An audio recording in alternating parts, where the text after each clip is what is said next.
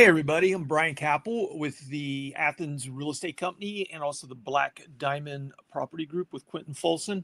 Hey, today we're going to do a little more Southeast Ohio history, and we're going to talk about one of the probably maybe most mysterious and allegedly haunted locations in Southeast Ohio. That's the Athens Lunatic Asylum, now better known as the Ridges. So whether you are a history buff, a paranormal enthusiast, or just curious, stick around as we talk about the chilling past of this legendary landmark. And I can tell you, I know a lot about this building because I have spent a lot of time in it. So built in 1874, the Athens Lunatic Asylum was designed with Kirkbride architecture. It's a style meant to create a peaceful environment for mental health treatment.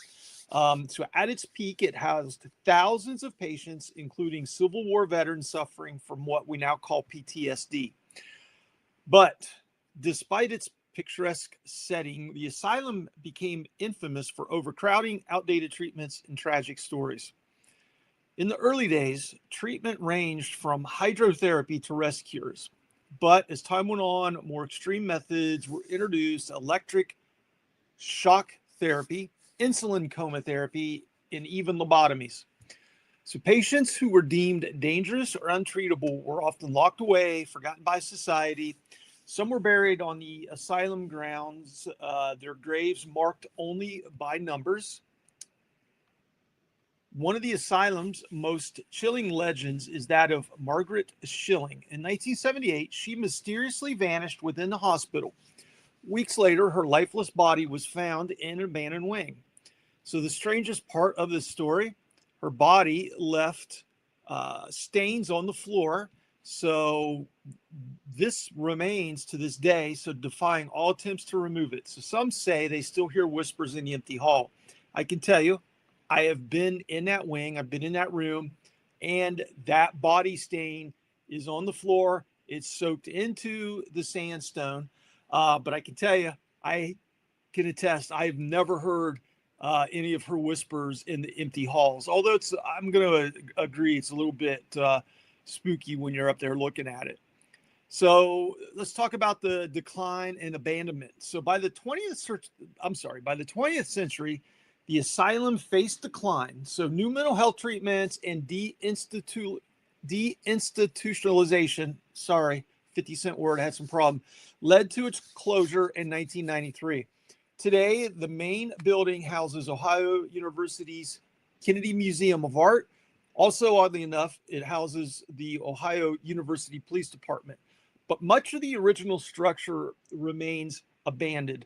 And again, I've been in there. So some of these wings, now it's been a few years, but some of these wings still look like 1993 when they moved out, as far as the nurses' stations, the showers, patients' rooms, and everything else. I mean, some of these wings, there were, the furnishing was still there.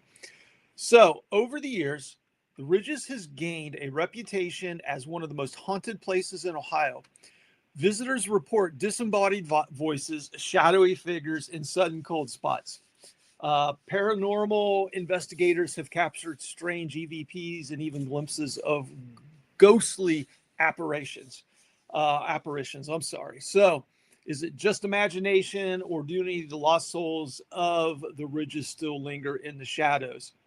So, some closing thoughts: the Athens Lunatic